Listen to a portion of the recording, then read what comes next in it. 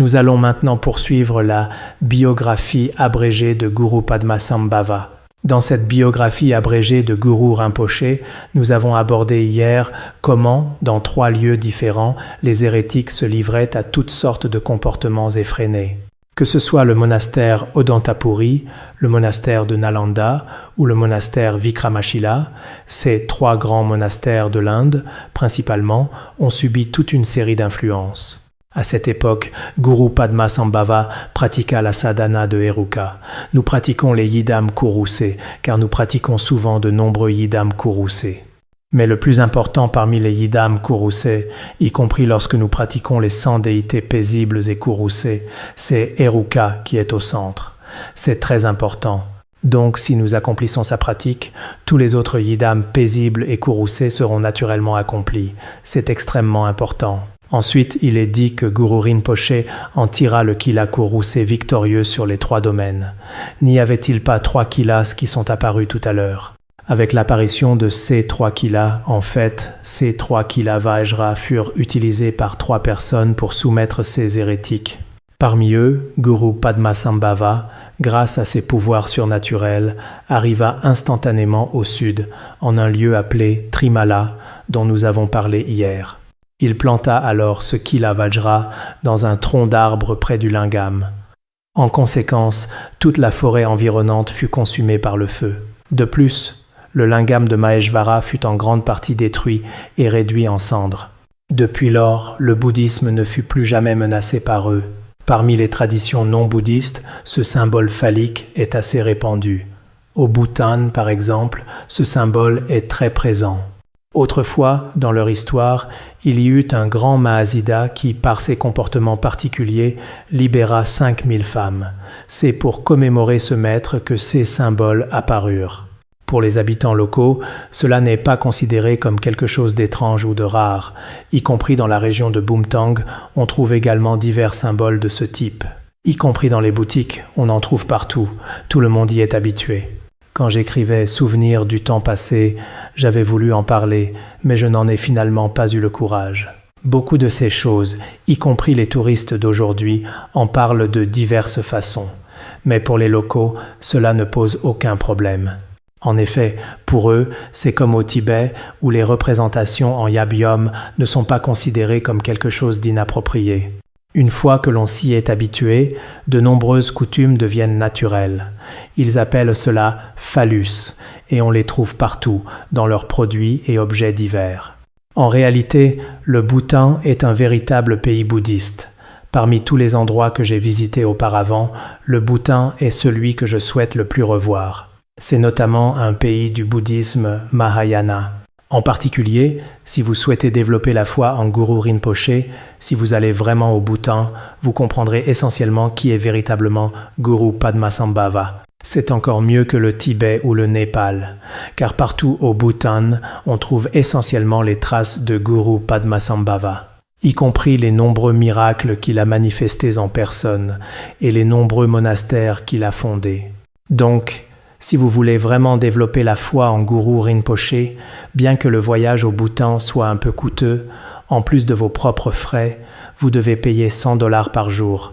Ils vivent principalement du tourisme. Mais le Bhoutan, vraiment, si vous voulez développer la foi en Guru Rinpoché, d'une part, dans la région du Tibet central, il y a aussi quelques monastères. Mais surtout, en allant au Bhoutan, beaucoup de gens développent naturellement la foi en Guru Rinpoché. C'est très important. Tout à l'heure, nous avons dit qu'il n'y eut plus d'atteinte. Depuis lors, les offrandes au monastère Odantapuri furent également restaurées. C'était l'histoire de la soumission par Guru Rinpoché. Une consort du Manodala, une yogini nommée Shiladva, prit également un kila du nectar courroucé tourbillonnant. Elle le planta dans le lac de Bahangala. En conséquence, ce naga ainsi que ses entourages s'enfuirent tous. 7 jours plus tard, le lac s'assécha. Les académies hérétiques furent également détruites. C'était le 2e cas. Le 3e, lorsque Guru Rinpoché était en retraite, il avait un gardien de retraite. Le gardien de retraite était un yogin de Kamarupa. Il s'appelait Ratnashila. Ratnashila prit également un petit kila Vajra. Il le planta à Rajir, sur le rocher de cristal dont nous avons parlé hier. Il le planta sur ce rocher de cristal. En conséquence, le rocher de cristal se brisa complètement. Cela eut un effet très bénéfique pour le bouddhisme. Par la suite, ces deux personnes atteignirent le fruit de Vidyadhara. Puis, ils disparurent. Bien sûr, s'ils le souhaitaient, ils pouvaient réapparaître. Quant à Guru Rinpoché, à cette époque, il apparaissait sous l'apparence d'une personne ordinaire. À cette époque, que ce soit au Népal, au Bhoutan ou en Inde, il manifesta de nombreuses formes. Nous savons ici que cette biographie de Guru Rinpoché est principalement celle de la naissance utérine. Si je me souviens bien, au tout début du Rinchen Terze, il y avait la transmission par récitation. Cela se trouve au tout début du Rinchen Terze. C'est donc très important. Du point de vue de la naissance utérine de Guru Rinpoché, nous en avons un peu parlé précédemment. En général, Guru Rinpoché est né 8 ans après le parinirvana du Bouddha. Et si je me souviens bien, dans l'histoire du bouddhisme tibétain de Düdjom Rinpoché, le deuxième Düdjom Rinpoché composa une biographie de Guru Rinpoché.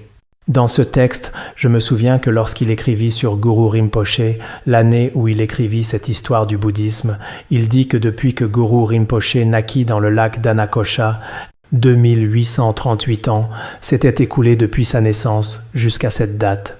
C'est ce qu'écrivit Düdjom Rinpoché à l'époque. Il dit « Au moment où j'écris ceci, depuis la naissance de Guru Padmasambhava jusqu'à maintenant, il y a 2838 ans. » À l'époque où Düdjom Rinpoché écrivit cela, c'était en 1962. De 1962 à maintenant, cela fait encore 63 ans.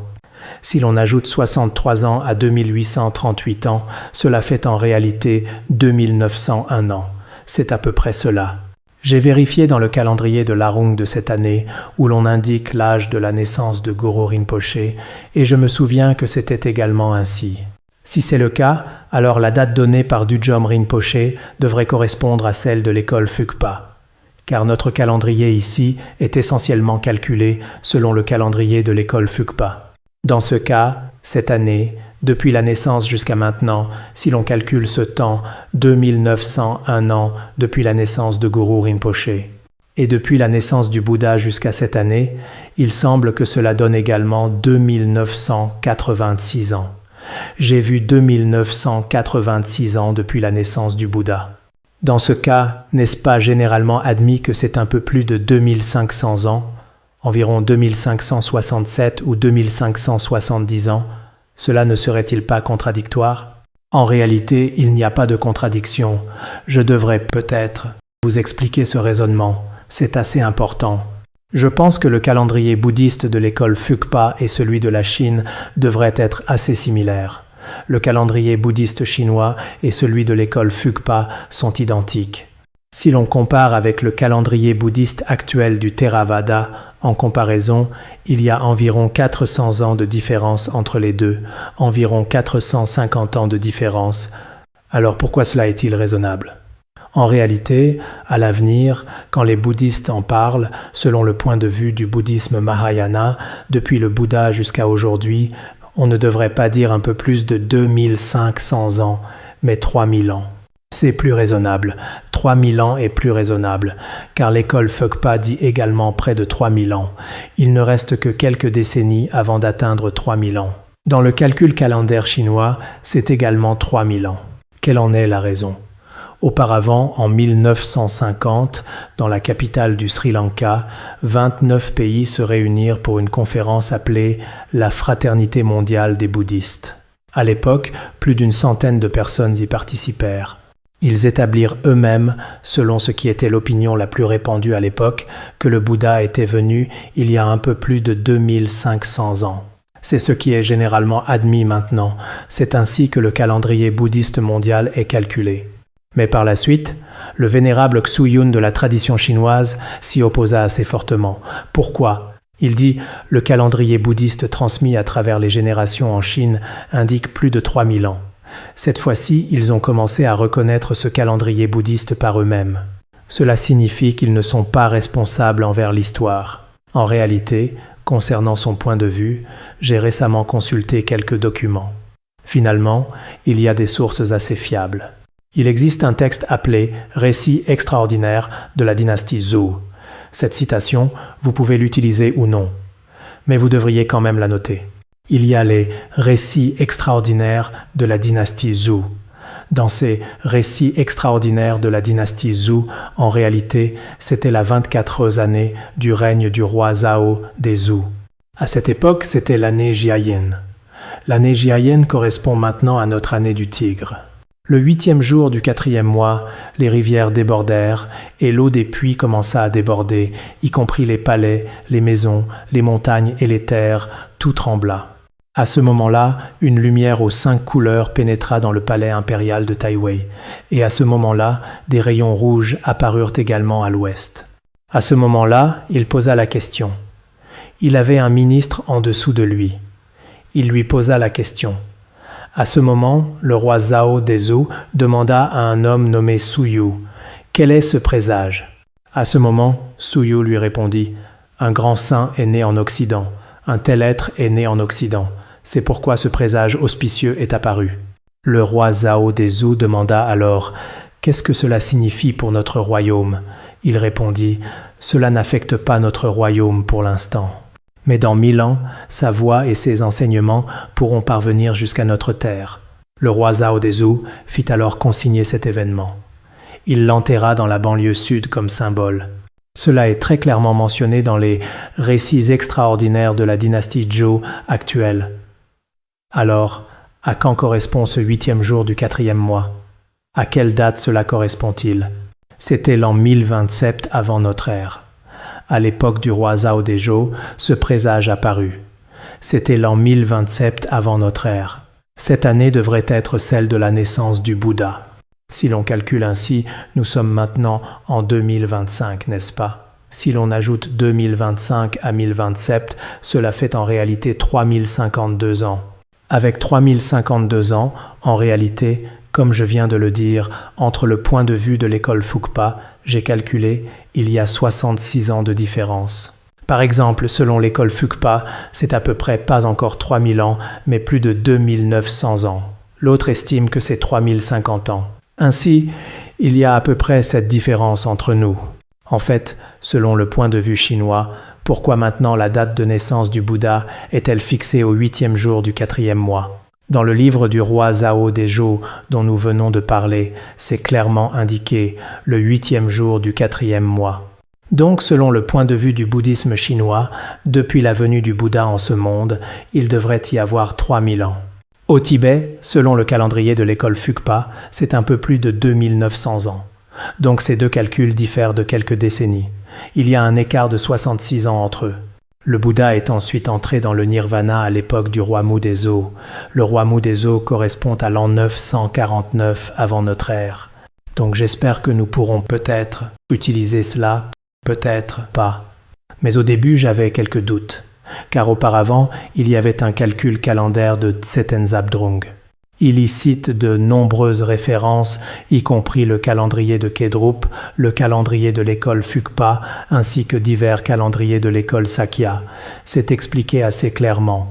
Mais il n'a pas non plus de conclusion définitive sur lequel est le plus raisonnable. Donc tout le monde devrait peut-être comparer.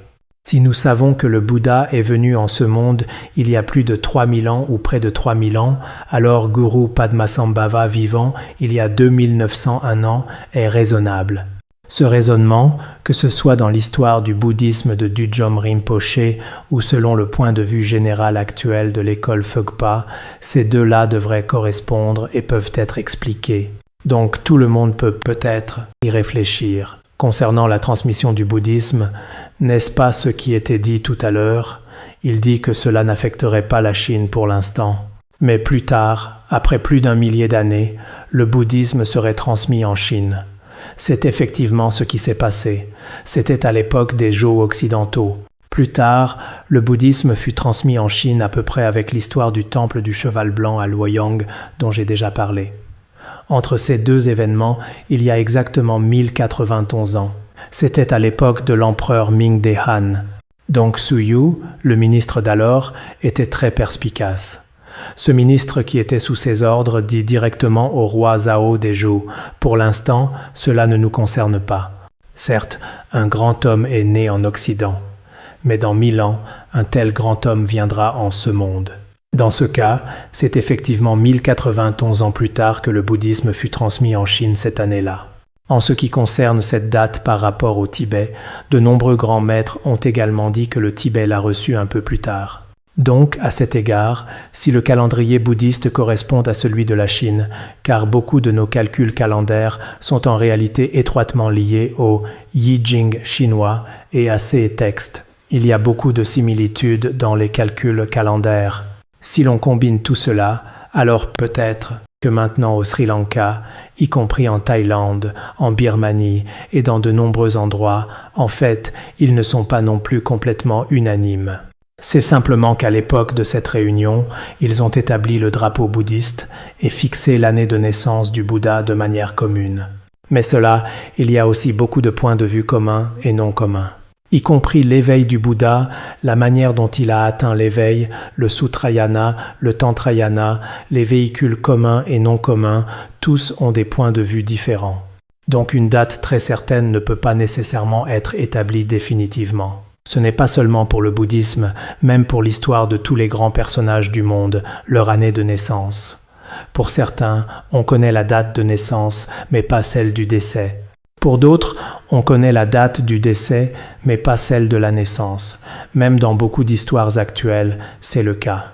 Donc je pense que dans notre étude de la biographie de Guru Rinpoche, essentiellement, si quelqu'un nous pose des questions, nous aurons à peu près ces références. Peut-être devriez-vous y réfléchir.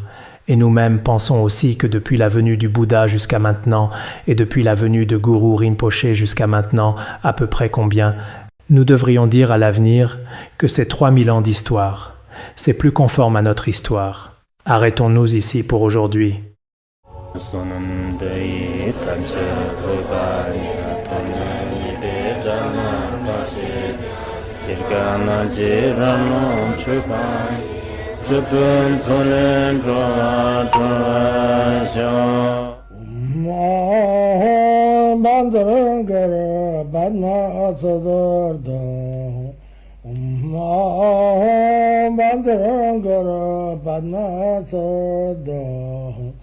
Om